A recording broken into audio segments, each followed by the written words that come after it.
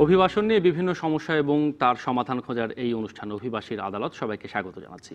বিভিন্ন মানুষ তাদের ভাগ্য সন্ধানে পাড়ি দেন বহু দূরের পথ কিংবা দিতে চান, অথচ সঠিক তথ্য না জানা কিংবা প্রতারণার শিকার হয়ে পড়তে হয় তাদের বহু দুঃখজনক পরিস্থিতিতে। এমন সব মানুষের জীবনের নানা করুণ ঘটনা এবং তার সমাধান জানার চেষ্টা থাকে প্রতি মাসের দ্বিতীয় এবং চতুর্থ শনিবারের এই সময়টিতে। অভিবাসন বিষয়ে বিশেষজ্ঞদের মতামত জানাতে আমাদের সাথে আজকে আছেন জনশক্তি কর্মসংস্থান ব্যুরো বিএমইটির প্রশিক্ষণ পরিচালক ডক্টর নুরুল ইসলাম এবং টাঙ্গাইল জজ কোর্টের আইনজীবী অ্যাডভোকেট মোহাম্মদ হুমায়ুন কবির। আপনাদের দুজনকে স্বাগত জানাচ্ছি। এবং আমরা যেটি বলছিলাম যে অভিবাসন প্রত্যাশীদের বহু মানুষের করুণ ঘটনা জানার চেষ্টা করি, তেমন তিনজন অভিবাসন প্রত্যাশী ভুক্তভোগী আছেন আমাদের সাথে, মোহাম্মদ ইসরাইল হোসেন, মোহাম্মদ সাইফুল ইসলাম এবং মোহাম্মদ ইমরান আলী। তাদের মুখ থেকেই শুনে নেব তাদের জবানিতে কী সমস্যায় তারা পড়েছিলেন এবং সেই সমাধান খোঁজার চেষ্টা করব, যার মাধ্যমে এই সমাধান যাতে অন্যদেরকেও পথ দেখায় সঠিক পথে যাবার।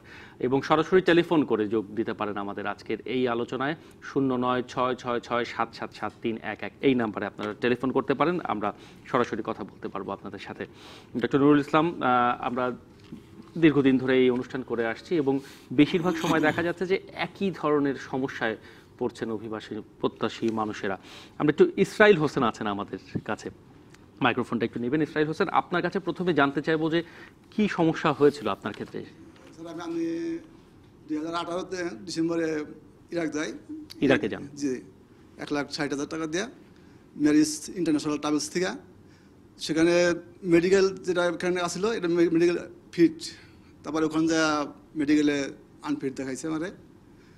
পরে 3 দিন নিয়েছে আর কি, 3 দিন দেওয়ার পরে মেডিকেল আনফিট দেখাইছে। পরে আমি ফেরত থেকে আসছি জানুয়ারি 9 তারিখে। আমি অনেক ক্ষতিগ্রস্ত হয়েছি। এই ক্ষতিগ্রস্ত মেডিকেল ফিটনেস আপনি এখান থেকে সেই সার্টিফিকেট পেয়েছিলেন, কিন্তু ইরাকে যে তারপর আবার মেডিকেল করছে, আবার করার পরে দেখা গেছে যে আপনি ফিট না, প্রেসার হাই। আচ্ছা, এই যে ফিটনেসের সমস্যা এর আগেও আমরা দেখেছি। ইরাকের ক্ষেত্রটা আজকে খুব বেশি আমরা দেখি নাই, কিন্তু অন্য দেশগুলোতে দেখেছি যে বাংলাদেশে মেডিকেল ফিটনেস সার্টিফিকেট নিয়ে যেয়ে তারপর তাদেরকে ফিরে আসতে। এখানে ধন্যবাদ। আসলে এখানে আসলে যে বিষয়টা হয়েছে, ওনার মেডিকেল ফিটনেসের জন্য প্রেশার, মানে ব্লাড প্রেশারটা হাই হয়েছে। এটা এই দেশে যে মেডিকেলটা হয়েছে এটাকে আসলে দায়ী করা যায় না। 3টা বিষয়ে দায়ী করা যায় না। একটা হলো হাই প্রেশার, আর একটা হলো ডায়াবেটিক, আর একটা হলো জন্ডিস। এটা যে কোনো সময় হয়ে যেতে পারে, মানে এখানে হয়নি, ছিল না, ওখানে গিয়ে হয়েছে, এই ধরনের। সেই ক্ষেত্রে আসলে মেডিকেল যে ক্লিনিকগুলো, যারা ডায়াগনস্টিক সেন্টার তারা করে, তাদেরকে ওইভাবে দায়ী করা যায় না। এখন ওনার ওখানে যেটা হয়েছে যে এখানে মানে নর্মাল প্রেশার ছিল, ওখানে গিয়ে হয়তো একটা এক্সজশন হয়েছে, ট্রাভেল হয়েছে। এটা ওখানে যদি একটু বুঝাতে পারতেন যে আসলে এরকম রাত জাগা হয়েছে, এই জন্য তার প্রেশারটা বেড়ে গেছে, কিন্তু যে কোনো কারণে সাময়িকভাবে বেড়ে যায়। আবার উনি ফিরে এসে আমি দেখলাম যে ফিরে এসে আবার প্রেশার কিন্তু নর্মাল, তার মানে তার এই অসুখটা নাই ওখানে। কিন্তু এই জিনিসটা ওখানে একটু বোঝানো দরকার ছিল। অলরেডি ওনাকে তো ব্যাক করে দিয়েছে। আর যে জিনিসগুলোর জন্য তাকে ফেরত দেওয়া হয়, সেটাকে ক্লিনিককে ধরা যাবে না যে না এটা আপনি ভুল মানে ইয়ে করেছিলেন। তখন প্রেশার কম ছিল, ন্যাচারালি ওখানে বেশি হয়েছে। এবং আমি যেটা বললাম যে এই 3টা জিনিসে তাদের খুব বেশি ধরা যায় না। তবুও উনি যেহেতু ওখান থেকে ফিরে আসছেন, আমাদের এখানে একটা ক্লেম করা যেতে পারে। আমরা দেখব একটু পরীক্ষা করে, এবং আমরা ওখানে এই ক্লেমটা ওদেরকে বলতে পারি। এবং উনি ফার্দার যাওয়ার জন্য যদি কোথাও হয়, হয়তো ওনার এই প্রিকশনগুলো নিয়ে উনি যেতে পারেন, কারণ উনি আগেও বিদেশে ছিলেন, ওনার অভিজ্ঞতা আছে ওখানে, এবং খুব বেশি মাইগ্রেশন কস্ট দিয়ে যান নাই, সরকারি নির্ধারিত কস্ট দিয়ে গেছেন। সেজন্য আমার মনে হয় ওনার দরজা খোলা আছে। না, কিন্তু আপনি বলছেন যে এই ওনার ক্ষেত্রে যেটি, উনি কি এই ক্ষেত্রে কোনো রকম মানে ক্ষতিপূরণ পাওয়ার ক্ষেত্রে খুব বেশি ক্ষতিপূরণ পাওয়ার সম্ভাবনা নাই, কারণ এই 3টা বিষয়ে যদি আমাদের যে পলিসি আছে, যেটা মেডিকেল টেস্ট পলিসি, সেখানে কিছু কিছু টেস্টে যেটা এখানে ছিল না ওখানে হতে পারে, সেটা যদি কোনো ক্লিনিক রিপোর্ট দেয়, সেটা দোষ ধরা যায় না, কারণ যে কোনো মানুষের চেঞ্জ হয়ে যেতে পারে। কিন্তু কোনো ট্রিটমেন্টে যদি এরকম ছিল, মানে টেস্টে যদি ভুল ধরা পড়ে, যেখানে যেটা টেস্ট ছিল বা করেনি বা একটা রং ইনফরমেশন দিয়েছে, তাহলে তাদেরকে ধরা যায়। সেক্ষেত্রে পুরো কম্পেনসেশন ওখানে বুঝিয়ে বলার একটা বিষয় ছিল যে উনি হাইপারটেনশনের রোগী নন। কিন্তু এইটি কি ওনার দায়িত্ব ছিল নাকি যে এজেন্সির মাধ্যমে গেছে? ওখানে তো এজেন্সি তো যারা পাঠিয়েছে সে তো এখানেই রয়ে গেছে, সে তো আর ওখানে ই করে না। এবং ওনার যখন টেস্টটা হয়েছে তখন উনি আর এজেন্সির সাথে ওভাবে যোগাযোগ করতে পারেন নাই, যে আপনি বুঝে বলেন। ওরা আসলে কুইক ডিসিশন, মানে ফার্স্ট স্টেপে আমি ওনাকে যেটা জিজ্ঞেস করলাম, ফার্স্ট স্টেপে কিন্তু উনি বলেছিলেন যে আরও কয়েকদিন থেকে আবার একটা টেস্ট করেন, কিন্তু সেকেন্ড যে ডক্টর দেখেছেন সে আর তাকে অ্যালাউ করেনি, বলছে না আমরা টেস্ট করবো না। ওনাকে 3 দিন পর পর প্রেশার মেপে দেখেছে, 3 দিনই বেশি, যার ফলে তাকে ফেরত পাঠিয়ে দিয়েছে। অ্যাডভোকেট হুমায়ুন কবির, এখানে কি মানে ওনার কিছু করার রয়েছে? জি, এটা শোভন ভাই সেক্ষেত্রে আপনাকে ধন্যবাদ। অভিবাসন আইন যেটি আছে সেখানে কোনো রকম তিনি সুযোগ পান কিনা? আইনের ব্যাপারে শোভন ভাই আমি যে কথাটা বলবো সেটা হলো যে এখানেও কিন্তু এই আইনেও কিন্তু বলা আছে তার দায়িত্ব এবং কর্তব্য সে যথাযথভাবে এখান থেকে পালন করে সেখানে গেছে। আর এটাও কিন্তু বিধান আছে যে যদি কোনো অভিবাসী কর্মী বাংলাদেশে উনি মেডিকেল টেস্টে ফিট হলেন, কিন্তু সেখানে কিন্তু এটাই কিন্তু তার মেডিকেল টেস্ট শেষ না। উনি যে দেশে অভিবাসিত হচ্ছেন সেখানেও কিন্তু তাকে মেডিকেল টেস্টের সম্মুখীন হতে হবে। সেখানে স্যার যেহেতু কথাটা বলেই ফেলছেন যে আসলে যে এটাকে দোষ আসলে বাংলাদেশের যে ক্লিনিক করছে তাকেও দেওয়া যায় না, আবার ওই দেশে যখন তার এই টেস্টটা হচ্ছে তাদেরকেও দোষারোপ করা যায় না। তো এখানে যেহেতু সেখানে গেছেন, আমি যেটা করবো আর কি, 41 ধারার বিধান মতে উনি কিছুদিন কাজ করছেন, সেইটা ক্ষতিপূরণের জন্য হয়তো একটা যদি সরকারের কাছে অভিযোগ উত্থাপন করে সেটা পেতে পারেন। আর সেই সাথে আমি যে রিকোয়েস্টটা আবার দর্শকদের উদ্দেশ্যে করব সেটা যে আসলে মেডিকেল টেস্টটা কিন্তু অভিবাসী কর্মীদের জন্য খুবই গুরুত্বপূর্ণ একটা ধাপ। এটা কোনো মতেই কোনোভাবেই যেন সেটাকে আমরা বাংলাদেশে যখন আমরা যাওয়ার জন্য সিদ্ধান্ত নেব সেটাকে কোনোভাবেই প্রভাবান্বিত করব না। অর্থাৎ আমি যদি কোনো রোগে আক্রান্ত হয়ে থাকি, যেমন উদাহরণস্বরূপ এগুলো কখনো নেয় না, যদি জন্ডিস থাকে, স্যার যেটা বললেন, হেপাটাইটিস বি, তারপরে হাঁপানি রোগ, তারপরে আপনার যৌন সংক্রান্ত কোনো রোগ থাকলে এগুলো আসলে নেয় না। কাজে এগুলোকে আমরা প্রভাবিত কখনো করব না। আর যদি প্রভাবিত করে যায় সেটা রেজাল্ট কিন্তু আমাকে ভোগ করতে হবে, যেটা এই ইসরায়েল সিদ্ধান্ত ব্যক্তিকেই নিতে হবে। আর ইসরায়েল ভাই কিন্তু একজন স্মার্ট লোক, আমি এই অর্থে বলবো স্মার্ট লোক, উনি কিন্তু একজন সচেতন মানুষ। কিন্তু ইতিপূর্বেও উনি 2 বার বিদেশ করে আসছেন, তারপরেও কিন্তু সে কি হয়ে আসলো, ব্যর্থ হয়ে ফিরে আসলো। তো আমি ইসরায়েল ভাইকে আইনের দৃষ্টিতে আসলে আমি যেটা বলবো সেটা হলো 41 ধারা সরকারের নিকট একটা অভিযোগ উত্থাপন করলে, আর যেহেতু এখানে এজেন্সির নামটাও দেওয়া আছে, যদি এজেন্সির কোনো দোষ বা ত্রুটি, স্যার যেহেতু এখানে আছেন, যদি দোষ বা ত্রুটির কারণে যদি ওনার এই ব্যর্থতাটা হয়ে থাকে তাহলে তাও ধরা যাবে। আর উনি কিছুদিন সেখানে কাজ করছেন সেই অর্থটাও নেওয়া আদায় করে দেওয়া যাবে। এই প্রসঙ্গ যেহেতু এসেছে, মেডিকেল টেস্ট একটি গুরুত্বপূর্ণ বিষয়, প্রায়শই আমরা এই নিয়ে বিভিন্ন জনকে ভুগতে দেখি এবং এই অনুষ্ঠানেও আসেন, টেলিফোনেও করেন। ডক্টর নুরুল ইসলাম, আপনি বলছিলেন যে মেডিকেল টেস্টের একটি নীতিমালা রয়েছে, সেই নীতিমালাটা কি এখানে একটু আমাদেরকে জানাতে পারেন যাতে এই অনুষ্ঠান যারা দেখছেন তারা সেখান থেকে উপকৃত হতে পারেন? এই নীতিমালাটা আসলে করা হয়েছে এজন্যই যে যদি কেউ এরকম ধরনের রং কোনো ইনফরমেশন দেয় বা কোনো টেস্ট রেজাল্ট দেয়, সেটার জন্য যদি কোনো কর্মী তার জন্য ক্ষতিগ্রস্ত হয় তাহলে তাকে কম্পেনসেশন দিতে হবে, এবং যে ফিরে আসার জন্য তার যে মানে যাবতীয় খরচ সেটা তাকে ফেরত দিতে হবে। এবং এই ক্লিনিকের দায়িত্ব নিরূপণ করা হয়েছে ওখানে, সে কীভাবে টেস্ট করবে। আবার এই নীতিমালায় আরও কিছু মানে বিষয় অন্তর্ভুক্ত করা হয়েছে, যেমন এর জন্য অনেক ক্লিনিক একটা এক্সরবিটেন্ট ফি নিয়ে নিত, সেটা নির্ধারণ করা হয়েছে। এক সরকার কর্তৃক নির্ধারিত ফির বাইরে তারা নিতে পারবে না। বা একাধিক জায়গায় অনেক সময় দেখা যায় যে তারাও একটা প্রতারণা করে থাকে। কীরকম ধরনের, যে তার কোনো অসুখ নাই কিন্তু তাকে একটা বললো যে এই ধরনের অসুখ আছে, তাকে একটা মানে ফলস ইনফরমেশন দিয়ে তাকে একটা মানে হয়রানি করার একটা প্রবণতা ছিল। এই নীতিমালা করার পরে এটাকে মানে পুরোপুরি কন্ট্রোল করা হয়েছে, যে এই তাকে একটা মানুষ যখন বিদেশে যেতে চাইবে তখন যেন ক্লিনিক তাকে মানে সহজভাবে তাকে সবগুলো করে সঠিক পদ্ধতিতে তাকে যাওয়ার জন্য ব্যবস্থা করে, এবং সব দায়িত্ব ক্লিনিকের নিতে হবে, যাতে ওখানে গিয়ে যদি ফিরে আসে। এবং টেস্টগুলো আবার ভাগ করা আছে, আমি যে কয়েকটা বললাম যে কতগুলো টেস্ট আছে এখানে, যে তার অসুখটা নাই কিন্তু ওখানে হতে পারে, সেই দায়িত্ব আবার ক্লিনিকের উপরে বর্তায় না, যেমন প্রেশার। আর কতগুলো বিষয় আছে যে টেস্টগুলো হয়, এক্সরের যে জিনিসগুলো আছে, এটা পুরো দায়িত্ব ডায়াগনস্টিক সেন্টার বা ক্লিনিকের নিতে হবে। তারা যদি ফিরে আসে তাকে কম্পেনসেট করতে হবে। কিন্তু এক্ষেত্রে আমরা অনেক প্রতারণার অভিযোগ এবং প্রতারণার বিষয়গুলো আমরা দেখেছি অ্যাডভোকেট হুমায়ুন কবির, আমরা এই অনুষ্ঠানেই পেয়েছি যে দেখা গেছে যে এখান থেকে তিনি ক্লিয়ারেন্স পেয়ে গেছেন, কিন্তু মালয়েশিয়া কিংবা সিঙ্গাপুরের মতো দেশগুলোতে যে দেখা গেছে যে তাকে সেখান থেকে দেখানো হচ্ছে যে আনফিট, ফেরত আসতে হয়েছে। সেক্ষেত্রে তো অনেক সময় এই ক্লিনিকগুলো কিংবা যারা দালাল বলছি আমরা, এজেন্সি বলছি, তাদেরও এক ধরনের গাফিলতি এবং তারা কম্পেনসেশন পাবে। হ্যাঁ, এটার জন্য যে আপনার যদি ক্ষতিগ্রস্ত কেউ যদি হয়, সেই জন্য কিন্তু এই আইনের 28 ধারায় বলা যে কথাটা বলা আছে সেটা হলো যে ফৌজদারি মামলা তো হবেই, ফৌজদারি মামলার অধিকারকে ক্ষুণ্ণ না করেও যদি এই আইনের বিধান এবং এই আইনের বিধির কোনো বিধান লঙ্ঘন করে কেউ যদি কোনো কাজ করেন, অর্থাৎ অভিবাসী কর্মীকে প্রেরণ করেন বিদেশে, তাহলে কিন্তু সে ক্ষতিপূরণের আদায়ের জন্য সে একটা ইসরাইল হোসেনের কাছে আবারও যেতে চাই যে মানে এই ঘটনার পরে মানে এই অভিজ্ঞতা থেকে আপনার পরবর্তী পরিকল্পনা কি? আপনি তো নিশ্চয়ই আবারও বাইরে যেতে চান, সেই ক্ষেত্রে আপনি কি করতে চান? আমি আবার যাইতে চাই। আমি মেডিকেল টেস্ট করাইছি এখানে, আপনার পপুলার যে বড় স্যার আছে, বড় স্যার বলছি স্যার আবার বিদেশ যাওয়া যাবে কিনা, বা তুমি যে নিয়মিত ওষুধ খাও পরে তুমি যেতে পারবা, এই বলছে আমার। আচ্ছা, একজন টেলিফোনে আছেন আমাদের সাথে দর্শক, তার প্রশ্নটি আমরা নিতে চাই এই মুহূর্তে। দর্শক, আপনার পরিচয় দিয়ে আপনি প্রশ্নটি করতে পারেন।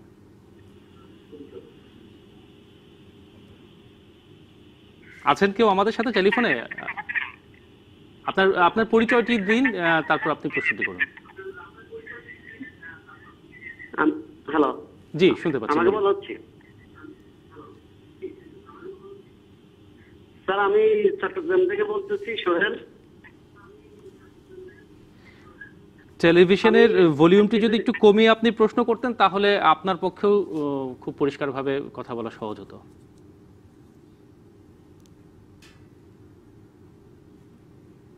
এই গত 26 তারিখে আমাদের বাইরেছে, আপনার মেডিকেল আনফিট বাইরেছে।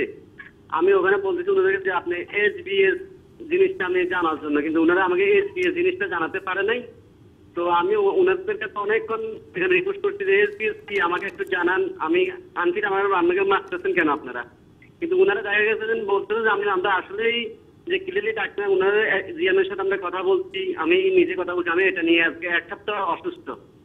আমি আজ পর্যন্ত কি ওনাদের কাছ থেকে যে HBS কি রোগটা এটা কিন্তু আমি পাই নাই, কিন্তু ওনারা ডাইরেক্টলি বলে দিয়েছে যে আপনি আনফিট। আপনি কোন দেশের জন্য চেষ্টা করেছিলেন?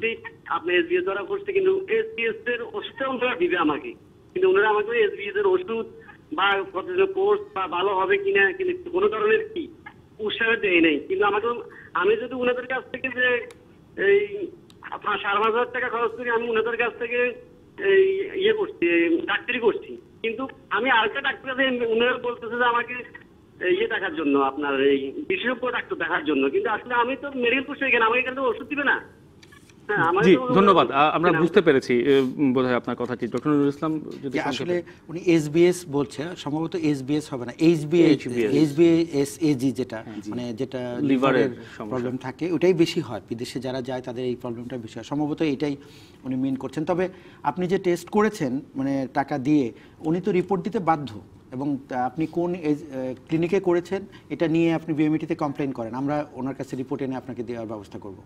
কারণ আপনার কি অসুখ হয়েছে সেটা তো আপনি অবশ্যই জানবেন, কারণ আপনাকে ট্রিটমেন্ট করতে হবে, আপনি বিদেশে না গেলেও ট্রিটমেন্ট করতে হবে, আপনি পয়সা দিয়ে এটা ইয়ে করেছেন, আপনি ক্লিনিক সহ নাম সহ দিয়ে আমাদের বিএমইটিতে কমপ্লেন করবেন, এবং আপনার কি অসুখ, কতটুকু এটা বেড়েছে এই জিনিসটা আপনার জানতে হবে, এবং এটা সম্ভবত HBSAG যেটা আর কি হয় লিভারের সমস্যা হয় সেটি বিষয় হতে পারে।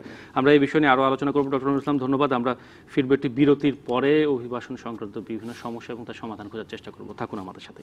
আমরা এটি বিরতির পরে ফিরে এলাম অভিবাসীর আদালতে। প্রতি মাসের দ্বিতীয় এবং চতুর্থ শনিবার দুপুর 12:15 এই অনুষ্ঠানে জানাতে পারবেন আপনার অভিবাসন সংক্রান্ত যে কোনো সমস্যার কথা। ফেসবুকে আমাদের পেজেও মন্তব্য করতে পারেন। এছাড়া অভিবাসন সংক্রান্ত যে কোনো তথ্য জানাতে 333 এই নাম্বারেও কল করতে পারেন। আপনাদের সমস্যার সমাধান দিতে আজকে স্টুডিওতে বিশেষজ্ঞ হিসেবে আছেন জনশক্তি কর্মসংস্থান ব্যুরো বিএমইটির পরিচালক ডক্টর নুরুল ইসলাম, এবং আইনজীবী হিসেবে আছেন অ্যাডভোকেট মোহাম্মদ হুমায়ুন কবির। আর ইসরাইল হোসেন, মোহাম্মদ সাইফুল ইসলাম, মোহাম্মদ এমরান আলী, তিনজন আছেন আমাদের এই অভিবাসন সংক্রান্ত বিভিন্ন সমস্যায় যারা বিভিন্ন সময় পড়েছেন। আর টেলিফোনে সরাসরি আমাদের সাথে যুক্ত হতে পারেন, যে রকমটি এই মুহূর্তে একজন দর্শক আছেন আমাদের সাথে। আপনার প্রশ্নটি জানতে চাই, পরিচয় দিয়ে যদি প্রশ্ন করুন, আপনার প্রশ্নের সমাধান জানার চেষ্টা করে আমরা এই অংশের আলোচনা শুরু করব। আমার নাম মোহাম্মদ, আমি রাজশাহী থেকে বলছি। জি রাজশাহী থেকে বলুন।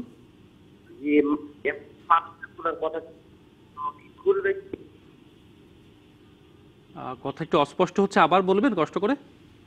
বলতেছি তো বন্ধ আছেন তো মানুষটা এখন কোন মালয়েশিয়ার ভিসা ব্যবস্থা আবার চালু হয়েছে কিনা, কিংবা লোক নেওয়া শুরু হয়েছে কিনা সেই বিষয়টি জানতে চান, তাই তো? হ্যাঁ হ্যাঁ হ্যাঁ। জি, ধন্যবাদ। সুন্দর প্রশ্ন করেছেন। আমরা এই বিষয়টি নিয়ে আসব। মালয়েশিয়ার একটি বিষয় আছে, নতুন শ্রম বাজার, বিশেষ করে জাপানের বিষয়ে ডক্টর নুরুল ইসলাম আপনার কাছে জানতে চাইব। তবে এই আলোচনার আগে মোহাম্মদ এমরান আলীর কাছে একটু এবার যেতে চাই। এমরান আলী, আপনার ক্ষেত্রে কি হয়েছিল বলবেন আমাদের? আমি 2017 সালের এপ্রিল মাসে দালাল উজ্জ্বলের মাধ্যমে ওমান যাই। ওমান আচ্ছা প্রায় 3.5 লক্ষ টাকা খরচ হয় আমার। আচ্ছা। তো আমাকে দোকান অথবা হোটেলে কাজ দেওয়ার কথা বলে ওমান নেয়, কিন্তু দোকান হোটেল কোনোটাই আমাকে কাজ দিতে পারে নাই। তো বিভিন্ন সময় বিভিন্ন কাজ বলতেছে, এই আজকে যদি ভালো কাজ দেব চেষ্টা করতেছি, এই করতেছি সেই করতেছি, না দিয়ে তবে আমাকে রাজমিস্ত্রির কাজ, রং মিস্ত্রির কাজ, এইসব কাজ করতে বলে। তো আমি তো দেশে এই ধরনের কাজ কখনো করি নাই। আমি মূলত হোটেল রেস্টুরেন্টেই কাজ করছি, দেশে গাড়িও চালাইছি। আচ্ছা। তো ওইখানে যে আমাকে কোনো কাজ দিতে পারে নাই, ভালো কোনো কাজ দিতে পারে নাই। তার এক আত্মীয়ের বাসায় আমাকে রাখছিল। তো আত্মীয়ের বাসায় থেকে এই মানুষের বাসার পরিষ্কার করা, বাথরুম পরিষ্কার করা, ছাদের ট্যাঙ্কি পরিষ্কার করা, খেজুর বাগান পরিষ্কার করা, বিভিন্ন ধরনের এই ধরনের কাজ করতে গিয়ে আমার নিজের পেটই চলে না, দেশে কিভাবে টাকা পাঠাবো। তো এইগুলো কাজ করতে করে দেশেও টাকা পাঠাইতে পারি না। পরে যাই হোক না খাইয়া আবার দেশে থেকে কাপড় চোপড় নিয়ে গেছিলাম, সেগুলোও বিক্রি করছি এক সময়। এভাবে 10 মাস আমি ওখানে ছিলাম। 10 মাস থাকার পর পরিবারের সাথে যোগাযোগ করে দেশের থেকে টাকা নিয়ে পরে আমি দেশে চলে আসি 10 মাসে। সেই যে দালাল উজ্জ্বল যার মাধ্যমে গিয়েছিলেন, জি, দালাল উজ্জ্বল। সে কি দেশেই আছে? সে ওমানেই থাকে, আবার সে আসলেও দেশে থাকে, পলায় থাকে। আচ্ছা, তাকে আপনি ধরতে পারেন? আমি ধরতে পারি না, ধরা ছোঁয়ার বাইরে সে। আপনি কি প্রশিক্ষণ নিয়ে গিয়েছিলেন বিএমইটিতে? যে ধরনের প্রশিক্ষণ নিয়ে গেছিলাম। প্রশিক্ষণ নিয়ে গিয়েছিলেন? প্রশিক্ষণ নিয়ে গেছিলাম। কিন্তু আপনার ভিসা কি ধরনের কাজ দেবার ভিসা লাগছিল? রং মিস্ত্রির ভিসা। আচ্ছা। আমাকে বলে নিছে হোটেল অথবা দোকানের কাজ। কিন্তু আপনি রং মিস্ত্রি ভিসা দেখেও তারপরে না, আমাকে বলে নাই যে রং মিস্ত্রির ভিসা, আমাকে হোটেল রেস্টুরেন্টের ভিসা দিয়ে এই কথা বলে নিয়ে গেছে আর কি। আচ্ছা আচ্ছা, ধন্যবাদ। অ্যাডভোকেট হুমায়ুন কবির, এবার আগে আপনার কাছে আসতে চাই। ইমরান আলীর কোনো সুরাহা করার সম্ভাবনা রয়েছে কিনা? ইমরান ভাইয়ের সাথে একেবারে শুরু থেকে শেষ পর্যন্ত আমি মনে করব প্রতিটা স্টেপে তার সাথে প্রতারণা করা হয়েছে। আর প্রতারণার এটা আমরা যেটা বলবো আইনের দৃষ্টিতে, এই আইনের 2013 সালের অভিবাসী আইন, বৈদেশিক কর্মসংস্থান আইনে, সেটা হলো যে 31-এর ঘ ধারার বিধান মতে একটা ফৌজদারি মামলা উনি দায়ের করতে পারেন। এবং যেহেতু উনি অর্থনৈতিকভাবে ক্ষতিগ্রস্ত হয়েছেন, এই কারণে 28 ধারার বিধান মতে একটা দেওয়ানি মোকদ্দমা দায়ের করবেন। তবে আসলে মামলা এবং মোকদ্দমার ব্যাপারে আমি আসলে প্রথমেই যে জিনিসটা রিকোয়েস্ট করব সেটা হলো যে মামলা মোকদ্দমা যাওয়ার পূর্বে যদি অন্য কোনোভাবে সালিশের মাধ্যমে অথবা মধ্যস্থতার মাধ্যমে যদি সুরাহাটা করা যায়, সেটাই হলো সবচেয়ে উত্তম একটা পথ। আর এইখানেই শোভন ভাই, আমি এখন যে ইমরান ভাই তো প্রতারিত হয়েই গেছেন, আর যারা ভবিষ্যতে যাবেন তারা যাতে প্রতারিত না হয়, এইখানে কিন্তু যেহেতু আমাদের স্যার আজকে আছেন এখানে, আমি একটা এই আইনের যে রুলসটা আছে, বিধানাবলী যেটা আছে, সেটার 6 ধারাটার আমি একটু বিনীতভাবে স্যারের কাছে বিধিটা 6 বিধিটা স্যারের কাছ থেকে করব। সেখানে কিন্তু খুব সুস্পষ্টভাবে কিন্তু উল্লেখ করা আছে যে অভিবাসী কর্মীগণকে নিয়োগের শর্তাবলী সম্পর্কে পরিপূর্ণ জ্ঞাত বা অবহিতকরণ, অর্থাৎ এটা কিন্তু ব্যুরোর একটা, অর্থাৎ আমরা বলবো বিএমইটির একটা দায়িত্ব। দেখেন ইমরান ভাই কিন্তু প্রতারিত হয়ে গেছে। উনি একজন, আমি যতটুকু জানি, শিক্ষিত একজন মানুষ, এবং উনি হোটেলে কাজ করতো।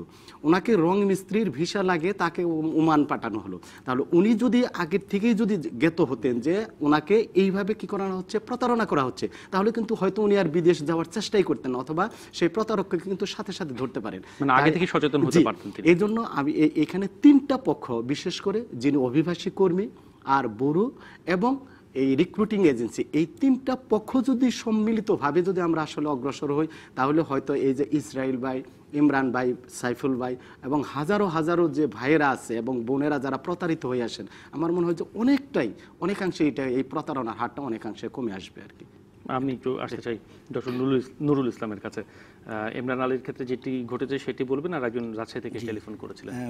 ধন্যবাদ। আসলে এই যেটা বলেছেন হুমায়ুন সাহেব ঠিকই, যে ওনাকে আসলে আমার মনে হচ্ছে যে ওই আমরা সোকল্ড ফ্রি ভিসা বলে একটা কথা আছে, ওনাকে সেরকম কিছু বলেছিলেন যে ভিসা যাই থাকুক আপনি ওখানে গিয়ে দোকানের কাজ করবেন, এরকম, সেজন্য উনি এটা দেখতে চায় নাই। আর একটা ওই ধারার কথা বলেছেন যে আমাদের বিধিতে বলা আছে যে ওনার যে এমপ্লয়মেন্ট এগ্রিমেন্ট এটা যাওয়ার আগে ভালোভাবে দেখে যেতে হবে এবং সেটা বিএমইটির যখন প্রি ডিপার্চার ট্রেনিং হয় সেখানে এটাকে একটা এনশিওর করার বিষয় আছে। এখন যেটা সমস্যা হচ্ছে যে সাধারণত যারা প্রি ডিপার্চার ট্রেনিংয়ে আসেন বেশিরভাগই দেখা যায় কি তাদের সাথে এমপ্লয়মেন্ট এগ্রিমেন্ট নাই। আমরা মাঝে বন্ধ করে দিয়েছিলাম যে এমপ্লয়মেন্ট এগ্রিমেন্ট না থাকলে আমরা প্রি ডিপার্চার ট্রেনিং করাবো না। এবং আপনি তখন দেখা গেল যে সবার ভিসার মেয়াদ শেষ হয়ে যায়, উনি হয়তো চাইতে গেলেন, তখন ওনারাই এটাকে বাইপাস করার চেষ্টা করছেন। কিন্তু এটা খুবই মানে ইচ্ছা করেই আমরা এই ধারাটা সংযোজন করেছি যে এটা প্রয়োজন, কিন্তু বাস্তবে কিছু সমস্যা হয়। হ্যাঁ, বাস্তব ক্ষেত্রে দেখা যায় কিছু লোক এটা আনে না, কারণ যারা বিশেষ করে ফ্রি ভিসাতে যাওয়ার চেষ্টা করে, ফ্রি ভিসা বলে অ্যাকচুয়ালি কিছু নাই, কিন্তু একটা ভিসা কোনো কিছু পেশা লেখা থাকে, গিয়ে অন্য কাজ করার একটা চেষ্টা করা হয় এবং সেটা বেশিরভাগ ক্ষেত্রে কিন্তু কাজ পায় না এবং তারাই সমস্যায় পড়ে।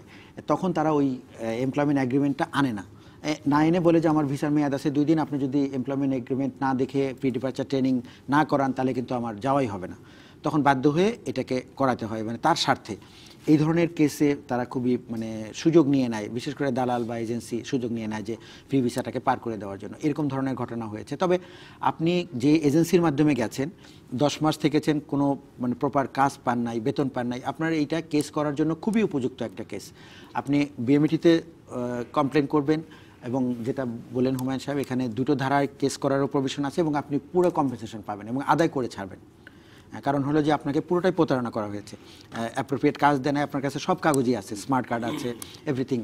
আপনার মানে এই সুযোগ, মানে আদায় করার সুযোগটা ওনার আসলে নেওয়া উচিত। আর এরপরে আমি একজন টেলিফোন যিনি করেছিলেন রাজশাহী থেকে, ওনাকে আমি বলি যে আসলে মালয়েশিয়াতে যেটা হয়েছে এখন, যেটা আমাদের যাচ্ছিল, মাঝখানে একটা নতুন সরকার এসে এটাকে স্থগিত করেছেন, কিন্তু এটা স্থগিত নাই, মালয়েশিয়াতে কিন্তু লোক যাচ্ছে যারা পাইপলাইনে ছিল।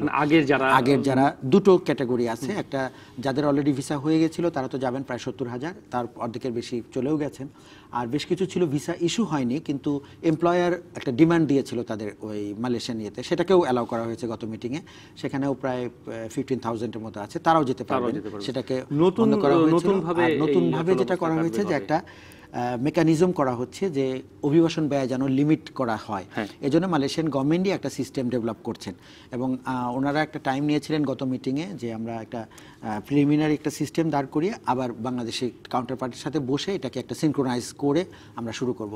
এটা আমরা আশা করছি যে 2-1 মাসের মধ্যে হয়তো আমরা নতুন চালু করতে পারবো, যদি তারা যদি, এবং ওদের সিস্টেমটা ডেভেলপমেন্টের টাইমটা লাগছে আসলে। এটা আমরা এই আলোচনার এই পর্বে একটা বিরতি নিব। তার আগে একটু সংক্ষেপে জানতে চাই নতুন শ্রম বাজারের বিষয় নিয়ে আমরা শুনতে চাই, এবং জাপানে নতুন করে, জাপানে আমাদের এখন খুবই সম্ভাবনাময় একটা শ্রম বাজার দেখা গেছে। সেটা হলো কনস্ট্রাকশন ট্রেডে তো আছেই, পাশাপাশি কেয়ার গিভার ট্রেডে তারা অনেক লোক নেওয়ার জন্য একটা সুপারিশ করেছে।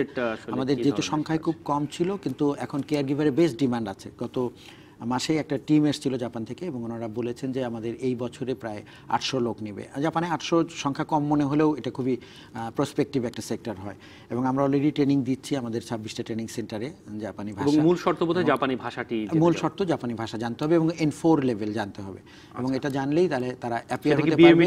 এবং বিএমইটির যে প্রশিক্ষণ কেন্দ্রতে হচ্ছে, বাইরে যারা তারাও অ্যাপ্লাই করতে পারবে, কোনো সমস্যা নাই, কিন্তু N4 লেভেলটা অ্যাচিভ করতে হবে। আমরা আলোচনার বিরতিতে যাব, তার আগে একজন দর্শক আছেন আমাদের সাথে টেলিফোনে, তার প্রশ্নটি নিতে চাই। দর্শক, পরিচয় দিয়ে আপনি প্রশ্নটি করুন। আসসালামু আলাইকুম। জি, হ্যাঁ বলুন। আমার অপারেশনটা আমি আগে তো কিন্তু ওখানে তো মানে আমাদের উপকার করার জন্য উনি জন্য উনি একটা কাজ উনি আমার চিনাই না, আমি বাংলাদেশ। আপনি কোন দেশের কথা বলছিলেন আরেকবার একটু বলবেন, আমাদেরকে স্পষ্ট শুনতে পাইনি। আলজেরিয়া। আলজেরিয়া, আপনি আলজেরিয়াতেই আছেন? না, আমি চলে আসছি। আচ্ছা, কিন্তু মানে আপনি যেটা বলছিলেন যে এমবেসি গুলো মানে যথাযথ সাহায্য করে না, সহযোগিতা করে না, সেইটি আপনার অভিযোগ, তাই তো? জি জি, ধন্যবাদ। আমরা একটি বিরতির পরে ফিরে এসে নিশ্চয়ই আপনারা এই বিষয়টা নিয়েও আলোচনা করার সুযোগ থাকবে আমাদের, এবং সেই সাথে মোহাম্মদ সাইফুল ইসলাম আছেন, তার বক্তব্যটি আমরা এখনো শুনতে পাইনি, সেটি নিয়ে আলোচনা করব। ফিরছে কিছুক্ষণের মধ্যে, সাথেই থাকুন। আমরা ফিরে এলাম অভিবাসীর আদালতে। প্রতি মাসের দ্বিতীয় এবং চতুর্থ শনিবার দুপুর 12টা 15 মিনিটে সরাসরি এই অনুষ্ঠানে টেলিফোন করেও জানাতে পারেন আপনার সমস্যার কথা। আর এখানে আমরা কয়েকজনকে পেয়েছি যাদের মুখ থেকে আমরা সরাসরি শুনছি তাদের কি কি সমস্যা হয়েছিল। আমরা মোহাম্মদ ইসরাইল হোসেন এবং ইমরান আলীর কথা শুনেছি, সাইফুল ইসলাম আছেন আমাদের সাথে। সাইফুল ইসলামের কাছে একটু জানতে চাই আপনার ক্ষেত্রে কি ঘটেছিল। আর তার আগে একটু বলে নিতে চাই, ডক্টর নুরুল ইসলাম এবং অ্যাডভোকেট হুমায়ুন কবির আছেন আমাদের সাথে। একজন টেলিফোন করেছিলেন, বিদেশে শ্রমিকরা সাধারণত এমবেসিতে সহযোগিতার পান না ঠিকঠাক, এই অভিযোগ আমরা প্রায়শই শুনি, গণমাধ্যমে উঠে আসে, সেই বিষয় নিয়ে কথা বলবো। তার আগে সাইফুল ইসলামের কাছে যাব। সাইফুল ইসলাম একটু বলবেন কি হয়েছিল। তো আমার নাম মোহাম্মদ সাইফুল ইসলাম।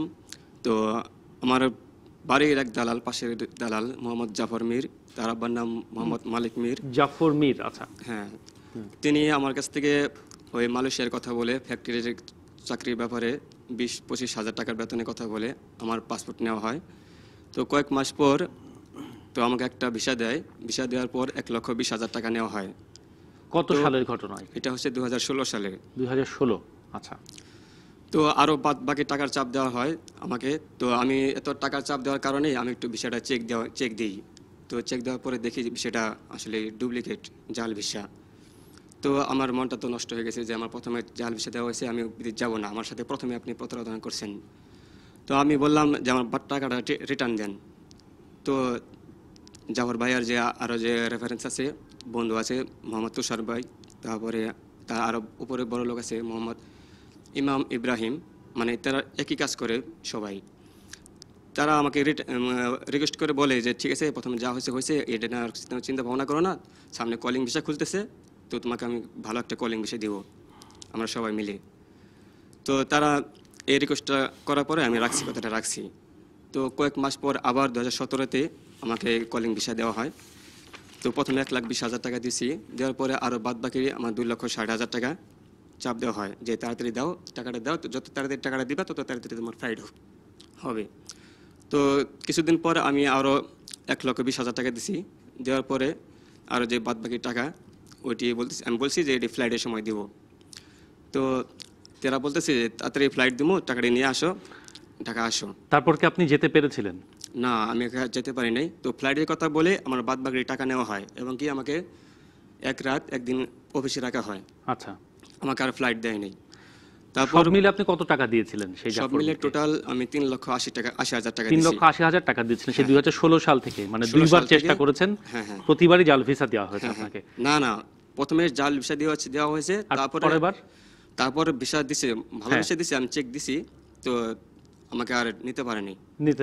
চেক দেওয়ার পরে আমি বাদ বাকি টাকাগুলো দিছি। আমি একটু অ্যাডভোকেট হুমায়ুন কবিরের কাছে যেতে চাই যে জাফর মিরের ক্ষেত্রে কিছু করার হয়েছে কিনা। হ্যাঁ, জাফর মিরের পারেনি শেষ পর্যন্ত, যেহেতু যেতে পারেন নাই। আর ওনার কিন্তু একটা ডকুমেন্টস কিন্তু অলরেডি ডকুমেন্টারি এভিডেন্স আছে, সেটা হলো জাল ভিসাটা প্রদান করছে, এটা রেখে সে একটা ফৌজদারি মামলা দায়ের করুক। আর সেই সাথে সবচেয়ে ওনার ভালো হলো যে 28 ধারার বিধান মতে একটা মোকদ্দমা দায়ের করা, অর্থাৎ টাকাটা আদায়ের জন্য।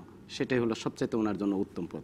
শোভন ভাই, আমি একটা খুব সেন্সিটিভ একটা ঘটনার উল্লেখ করব। সেটা হলো কায়ুম ঢাকা থেকে, ওনার ওয়াইফটা আছে সৌদি আরবে।